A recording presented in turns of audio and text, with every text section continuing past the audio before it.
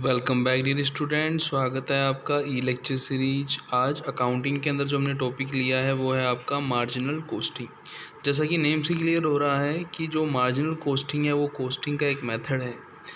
Costing का वो method जिसके अंदर हम मार्जिनल मतलब एडिशनल प्रोडक्शन की कॉस्टिंग करते हैं, उसको हम क्या बोलते हैं? मार्जिनल कॉस्टिंग बोलते हैं।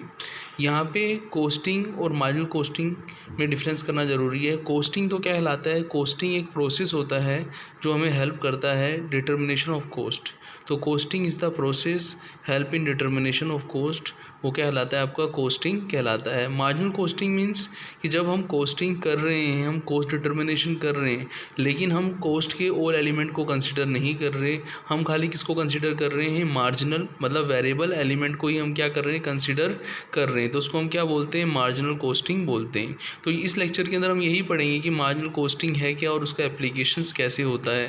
प्लस हम ये भी देखेंगे कि मार्जिनल कॉस्टिंग के अदर नेम भी हैं, जैसे हम इसको ब्रेक इवन एनालिसिस भी बोलते हैं, इसी को हम कॉस्ट वॉल्यूम प्रॉफिट एनालिसिस भी बोलते हैं। तो वन बाय वन यहाँ पे हम डिस्कस करेंगे। तो सबसे पहले मैं आपको यहाँ बताना चाहता हूँ कि मार्जिनल कॉस्टिंग जो है कॉस्टिंग की एक टेक्निक है जो हमें हेल्प करती है कि जब हम टोटल कॉस्ट की बात करते हैं तो टोटल कॉस्ट के लिए हम टू क्लासिफिकेशंस देखें तो फिक्स कॉस्ट और वेरिएबल कॉस्ट। तो मार्जिनल कॉस्टिंग आपको हेल्प करती है कि टोटल कॉस्ट में से मार्जिनल या वेरिएबल पोर्शन कौन सा है और जो रिमेनिंग बचेगा वो क्या कहलाएगा? आपका फिक्स्ड पोर्शन कहलाएगा। तो मार्जिनल कॉस्टिंग क्या है? असर्टेनमेंट ऑफ मार्जिनल कॉस्ट या variable cost, difference between fix cost and variable cost. अब हम बात करेंगे कि मार्जिनल कॉस्टिंग एक तरीके से एक प्रोसेस हुआ जो हमें हेल्प करता है डिफरेंस करने में। किसमें डिफरेंस करने में? फिक्स कॉस्ट और वेरिएबल कॉस्ट में डिफरेंस करने में। अब हम बात करेंगे यहाँ पे मार्जिनल या वेरिएबल कॉस्ट होता क्या है। जैसे कि मार्जिनल या वेरिएबल कॉस्ट की जब हम बात करते हैं तो उसमें प्राइम कॉस्ट के एलिमेंट डायरेक्ट मटेरियल है, आपका डायरेक्ट लेबर है, डायरेक्ट एक्सपेंसेस है, ये तीनों तो आते ही हैं। इसके अलावा ओवरहेड का वेरिएबल पोर्शन भी आएगा, तो वो क्या कहलाएगा? आपका मार्जिनल कॉस्ट कहलाएगा। मार्जिनल कॉस्टिंग को यदि हम इकोनॉमिक्स टर्म्स में देखें तो मार्जिनल कॉस्ट क्या होता है? Marginal means one additional unit, कि जब आप वन एडिशनल यूनिट्स को बनाने के लिए जो आप कॉस्ट इनकर कर रहे हो वो क्या कहलाएगी? आपकी मार्जिनल कॉस्ट कहलाएगी। मार्जिनल कॉस्ट का हम जैसे हम फॉर्मूला देखते हैं तो टोटल कॉस्ट में जो चेंज हुआ है वो डिवाइडेड बाय प्रोडक्शन में जो चेंज हुआ है, तो हमने एक यूनिट में प्रोडक्शन की बढ़ाई, चेंज इन प्रोडक्शन एक यूनिट हुआ तो टोटल कॉस्ट में उससे जो चेंज होता है वो क्या कहलाता है? आपका मार्जिनल या वेरिएबल कॉस्ट कहलाता है। अब हम बात करेंगे असर्टेनमेंट जब हम करते हैं तो हमें डिस्टिंग्विश करना पड़ेगा मार्जिनल कॉस्ट के लिए फिक्स्ड का भी, वेरिएबल का भी।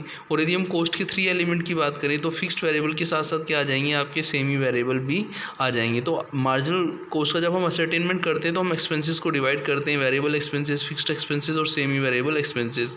शुरुआत करते हैं हम किसकी? वेरिएबल एक्सपेंसेस की। जैसा कि नेम से क्लियर है, वो एक्सपेंसेस जो वेरी करते हैं, जो वेरी करते हैं, कहने का मतलब ये हुआ जो कम डिक्रीज़ भी होते हैं, बढ़ते भी हैं according to change in a production level.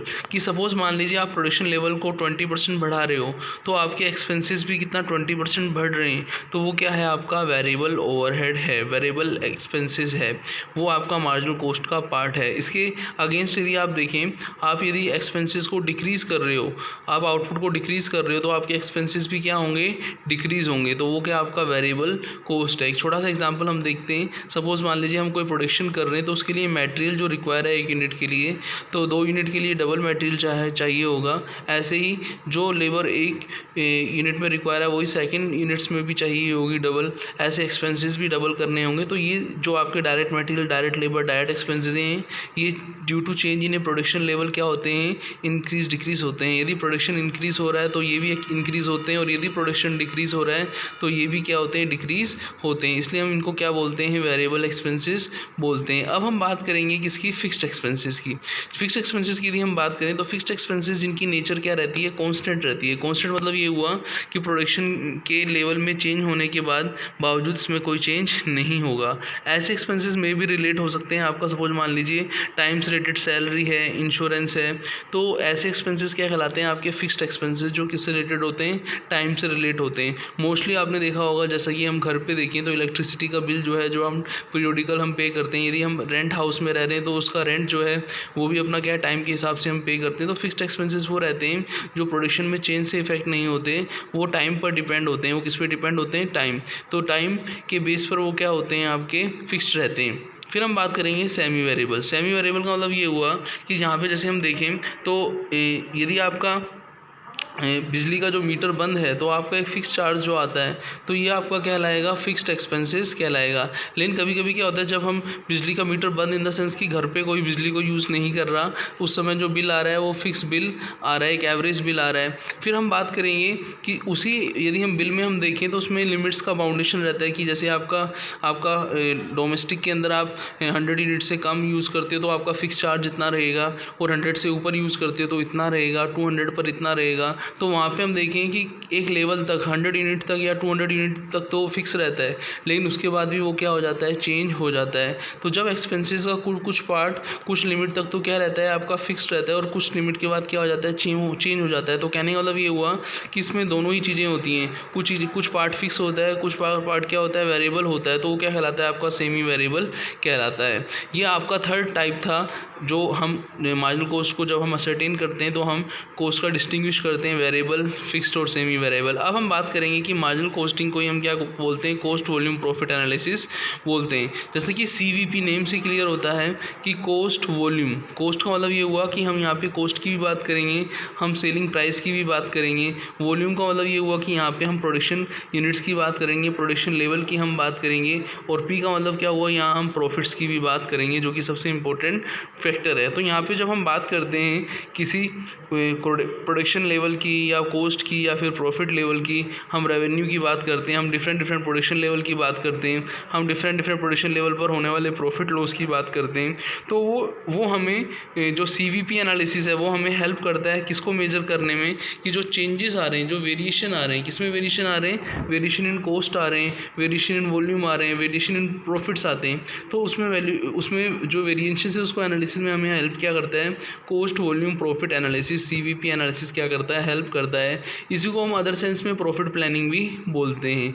जब हम न्यूमेरिकल क्वेश्चंस करेंगे तो वहाँ आप देखेंगे कि हम अलग अलग, जैसे नो प्रॉफिट नो लॉस की सिचुएशन, ब्रेक इवन पॉइंट्स की हम बात करेंगे, हम प्रॉफिट्स की बात करेंगे तो हम मार्जिन ऑफ सेफ्टी की बात करेंगे। तो कहीं ना कहीं वो हमें हेल्प करता है, कॉस्ट की बात करता है, कॉस्ट के लेवल की बात करता है, activity level, different activity level पर कॉस्ट की बात करता है, सेल्स की बात होती है, हम कॉस्ट और सेल्स का डिफरेंस प्रॉफिट की बात करते हैं, हम प्रॉफिट में इतना इंक्रीज़, हम सेल्स में इतना इंक्रीज डिक्रीज़ होने से प्रॉफिट में कितना चेंजेस होगा, इंक्रीज डिक्रीज़ होगा, उसकी हम बात करते हैं। तो जो आपका CVP एनालिसिस है वो आपको हेल्प करता है डिफरेंट एस्पेक्ट के अंदर। जैसा कि आप देखें, इंपॉर्टेंस भी CVP एनालिसिस की है कि ये हमें हेल्प करता है कॉस्ट के बिहेवियर को एनालिसिस करने में, क्या करता है, हेल्प करता है। वॉल्यूम प्रोडक्शन सेल्स में हेल्प करता है, प्रॉफिट्स के इंक्रीज डिक्रीज होने की हम एक्सपेक्टेशन दे सकते हैं कि कितना आउटपुट प्रोडक्शन में चेंज होने पर प्रॉफिट में क्या चेंजेस आएगा।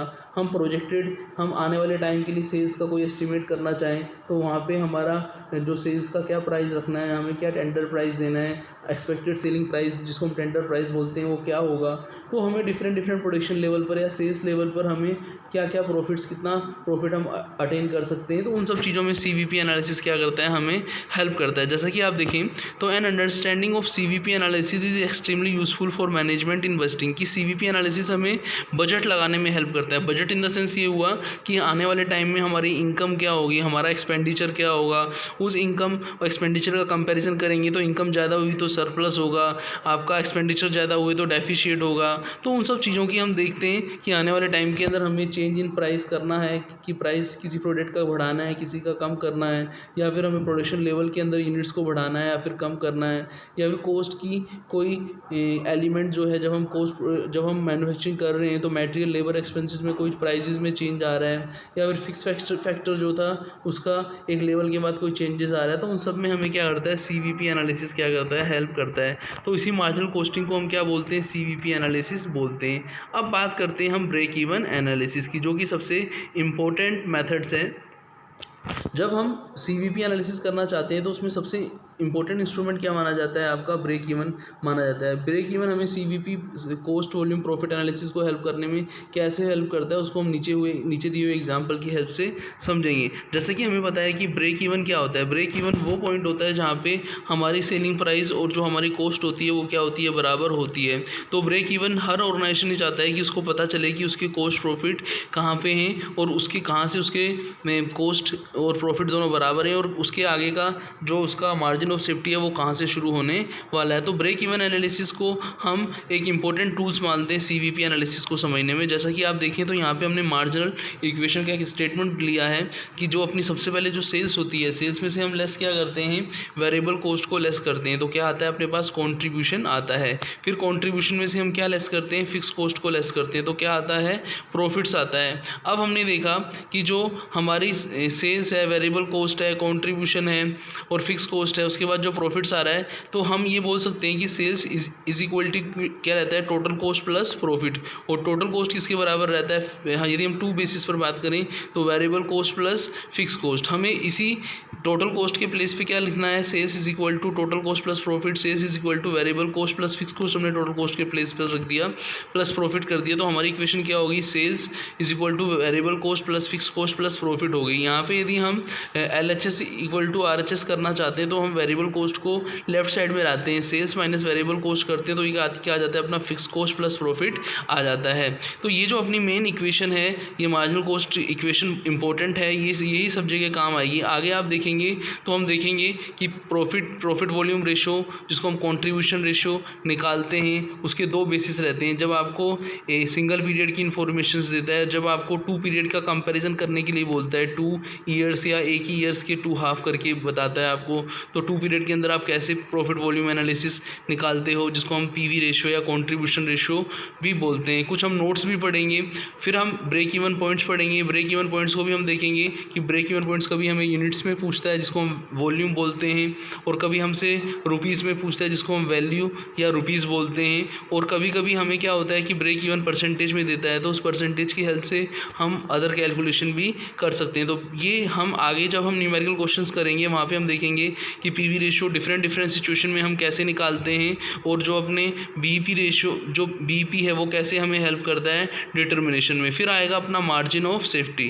जैसे कि आपको पता है कि जो मार्जिन ऑफ सेफ्टी होता है वो ब्रेक इवन पॉइंट के बाद ही स्टार्ट होता है। तो मार्जिन ऑफ सेफ्टी हम यदि निकालना चाहते हैं तो उसका फॉर्मूला क्या होगा, चाहे हम मार्जिन ऑफ सेफ्टी को यदि हम यूनिट्स में निकालना चाहें तो हम टोटल सेल्स जो थी उसमें से हम BEP सेल्स यूनिट्स को लेस कर देंगे, तो मार्जिन ऑफ सेफ्टी किस में आ जाएगा, आपका यूनिट्स में आ जाएगा। यदि हम मार्जिन ऑफ सेफ्टी किस में निकालना चाहें, रुपीज़ में निकालना चाहें, तो मार्जिन ऑफ सेफ्टी रुपीज़ में से हम क्या लेस कर देंगे, BEP सेल्स रुपीज़ लेस कर देंगे। और ऐसे मार्जिन ऑफ सेफ्टी हम on the basis of units, on the basis of rupees हम परसेंटेज में भी निकाल सकते हैं। तो इस पर बेस्ड हम कुछ अदर अल्टरनेटिव फॉर्मूले भी पढ़ेंगे। आप देखिए मार्जिन ऑफ सेफ्टी में भी नोट हमने लिखा है, यहाँ BEP में भी हमने नोट लिखा है, हमने PV रेशो में भी नोट लिखा है। तो इन सब चीज़ों को हम न्यूमेरिकल क्वेश्चन की हेल्प से आगे करेंगे। तो मिलते हैं नेक्स्ट वीडियो में।